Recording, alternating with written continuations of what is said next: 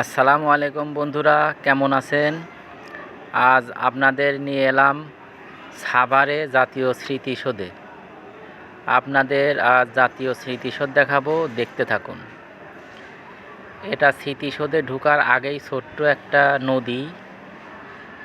নদীতে আগে দেখছিলাম শাপলা ফুল ফুটছে, এখন আপাতত নেই। আর আমরা 16ই ডিসেম্বর 26শে মার্চে যেখানে ফুল দেই সেদিক দিয়ে স্মৃতিসৌধের ভিতরে যাব। তার আগে দেখে নিন, এখানে পুকুরের মতো, এখানে আগে দেখছিলাম শাপলা ফুল, এখন নেই।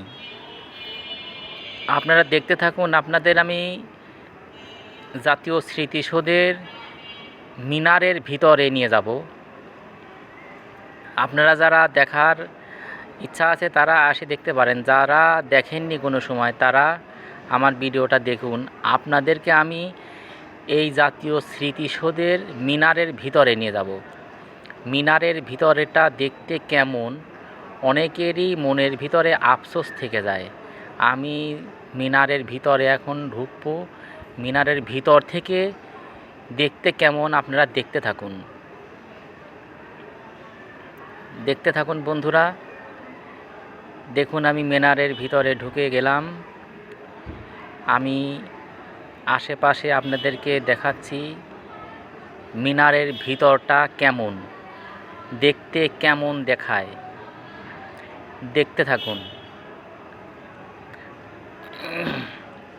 দেখতে থাকুন বন্ধুরা। আমরা 30 লক্ষ শহীদের রক্তের বিনিময়ে আমরা এই জাতীয় স্মৃতিসৌধ অর্জন করেছি। এটা আমাদের গর্ব। দেখতে থাকুন মিনারের ভিতর থেকে দেখতে কেমন। এটা বাহিরের অংশ। আমি ঢুকছিলাম ওই পাশ দিয়ে। হ্যাঁ, দেখতে থাকুন।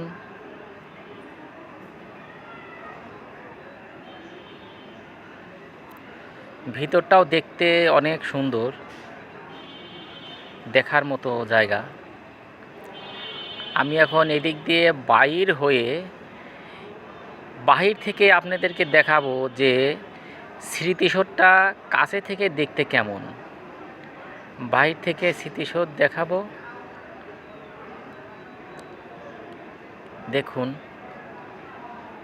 দেখুন বন্ধুরা, স্মৃতিসৌধের সাতটা স্তম্ভ আছে।